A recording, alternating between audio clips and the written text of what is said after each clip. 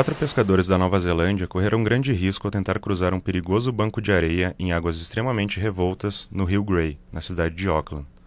Ansiosos em voltar para casa após uma semana no mar, os capitães de 2 navios decidiram arriscar a travessia, mas a corrente e as ondas eram muito mais fortes do que eles esperavam. O comandante Wayne Corbin brinca: "Bem, dá para ver muita água ao seu redor." Presos em ondas enormes, os barcos mal conseguiam se deslocar. A única coisa que andava lá era a correnteza do rio. Se você tem uma correnteza de 18 km por hora contra você e o barco só consegue desenvolver 15, você simplesmente não vai para frente, disse Ray Haywood, um dos tripulantes. A guarda costeira disse que os homens tiveram sorte ao cruzar o banco de areia sem ferimentos.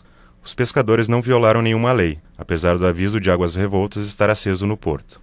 Há 10 anos, 2 pescadores morreram cruzando o banco de areia em condições similares.